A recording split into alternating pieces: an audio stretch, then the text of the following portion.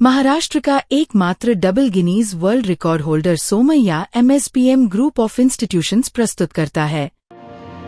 Savitri Devi college of nursing MSPM Somaiya group की वजह से अब यवतमाल जिले के वड़ी में BSc नर्सिंग का शिक्षण लेना हुआ आसान। 4 वर्ष का नर्सिंग कोर्स प्रतिवर्ष एकदम किफायती फीस में उपलब्ध। SC ST NT VJ OBC minority SBC EBC EWS के लिए स्कॉलरशिप उपलब्ध। लड़कियों के लिए फ्री एजुकेशन। सभी विद्यार्थियों के लिए बस सुविधा और हॉस्टल सुविधा उपलब्ध है। एडमिशन्स के लिए आज ही अप्लाई करें और अपने नर्सिंग करियर की शुरुआत करें। अधिक जानकारी के लिए हमसे संपर्क करें। Savitri Devi college of nursing, Wadgaon road, tehsil Wani, district Yavatmal. Contact number 9800003961।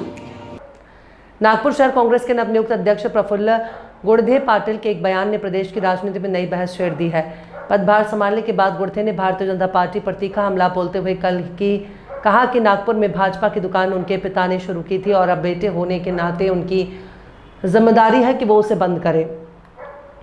उनके इस बयान को लेकर राजनीतिक गलियारों में चर्चाओं का दौर तेज हो गया है।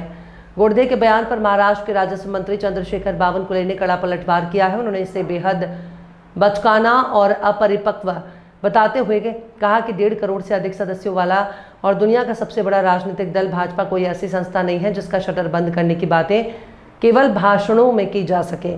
बावनकुले ने कहा कि इस तरह के बयान राजनीतिक गंभीरता से अधिक बाल सुलभ सोच को दर्शाते हैं। बावनकुले ने कांग्रेस की आंतरिक स्थिति पर भी निशाना साधा। उन्होंने कहा कि संभवतः शहर कांग्रेस अध्यक्ष बनने के उत्साह में गुड़धे ने यह बयान दिया होगा, लेकिन वास्तविकता यह है कि कांग्रेस खुद गुटबाजी और अंदरूनी खींचतान से जूझ रही है। उन्होंने तंज कसते हुए कहा कि भाजपा का शटर बंद करने की बात करने से पहले गुड़धे को अपनी ही पार्टी के भीतर मौजूद विरोधी गुटों से निपटना होगा। कहीं ऐसा ना हो कि उनकी राजनीतिक यात्रा का शटर उनकी ही पार्टी के लोग पहले गिरा दें। प्रफुल्ल गुड़धे फारच बालिश दिसत आहेत। 1,51,00,000 सदस्य संख्या असलेली महाराष्ट्राची भाजपा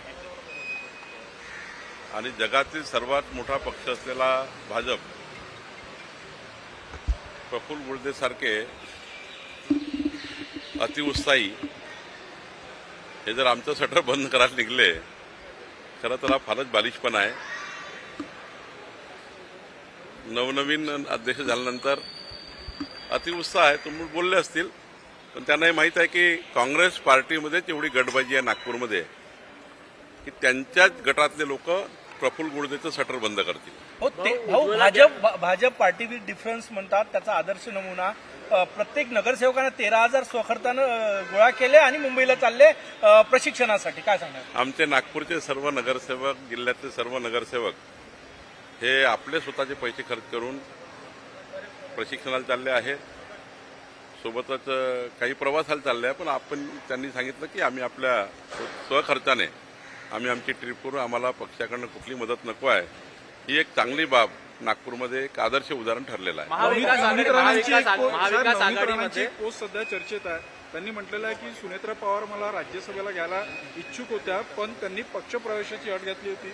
मी भाजपची सच्ची सेवक आहे, त्यामुळे मी त्याला नकार। मी कालही सांगितलं की नवनीत राणाजी या अत्यंत कष्टाळू आणि एक हिंदुत्ववादी नेते आहेत, कार्यकर्ते आहेत। देशामध्ये त्यांना मान्यता आहे, भारतीय जनता पार्टीमध्ये मान्यता आहे आणि त्यामुळं नेते म्हणून त्यांनी घेतलेली जी भूमिका आहे ती महत्वाची आहे आणि ती अत्यंत चांगली भूमिका नवनीत राणाजींनी घेतली। मोदीजींच्या कार्यकाळाला 12 वर्ष पूर्ण होत आहे। मोदीजींच्या कार्यकाळाला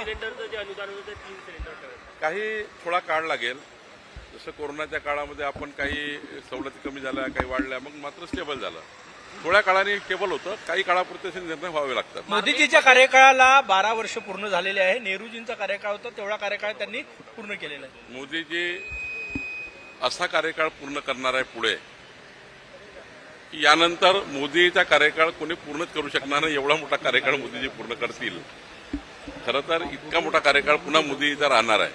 त्यामुळं आमचे मोदीजी हे जगातले सर्वात जास्त वेळ प्रधानमंत्री राहणारे नेते ठरणार आहे। मार्मिकमध्ये एक लेख आला गिरीश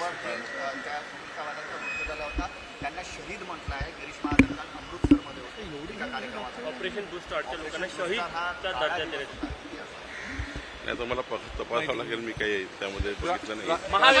राष्ट्रवादी अर्थ खात्यासाठी आग्रही आहे. त्यांनी तशी मागणी देखील केली की अर्थ खातं राष्ट्रवादीला द्यावं. मुख्यमंत्र्यांना त्यांनी तशी मागणी केली आहे. आमचे महायुतीचे तिघही नेते देवेंद्रजी, एकनाथजी आणि सुनेत्रा पवारजी बसतील आणि योग्य निर्णय करतील. मला वाटतं की आम्हाला कुठेही राष्ट्रवादीवर अन्याय करायचा नाही, निश्चितपणे योग्य निर्णय होईल. तुम्ही स्वतः महसुली नाल्यांवर जाऊन पाहणी केलेली आहे. महसूल मंत्री एवढ्या कडाक्याच्या उन्हात जाऊन नाल्यांची पाहणी करतो. काय आढळलं तुम्हाला? काय पाहणी केली? नाही, महसूलचे आमचे नाले अतिक्रमित झाले आहेत राज्यामध्ये आणि अतिक्रमित झालेले नाले पूर्ववत करणे ही भूमिका आहे. याकरता आम्ही एक स्पेशल टास्क कार्यक्रम राबवणार आहोत. राज्यातले पांदण रस्ते, शेतकऱ्याचे पांदण रस्ते आणि शेतकऱ्याचे महसुली नाले हे पूर्ववत करणे हे बेसिक काम महसूल विभागाचं आहे. कोर महसूल कशाला म्हणतात? शेतकऱ्याचे रस्ते, शेतकऱ्याच्या शेतातला महसुली नाला हा जसा पूर्वी होता तसा करून देणे आणि कुठलेही पुराणी होऊ नये. जर महसुली नाले खोलीकरण झाले, त्याचं रुंदीकरण झालं तर पाणी थांबेल आणि कोणत्याही परिस्थितीत पुराणी होणार नाही. आज पुराणी महसुली नाले बुजल्यामुळे होते आहे, ते पूर्ववत करायची योजना आहे. महाविकास आघाडीमध्ये वाद निर्माण झाला है, 12 साल हो रहे हैं, क्या कहोगे? मोदी जी का कार्यकाल बहुत ही स्वर्णिम रहा है. मोदी जी का कार्यकाल इतना लंबा चलने वाला है कि विश्व का कोई भी नेता उतना प्रधानमंत्री पद पर रहने उतना चलेगा. देश की 140 करोड़ जनता की उनको शुभकामनाएं हैं. देश मोदी जी के साथ खड़ा है और मुझे विश्वास है कि मोदी जी देश के ऐसे प्रधानमंत्री बनेंगे, ना उनका कोई रिकॉर्ड तोड़ पाएगा, ना किसी ने तोड़ा है.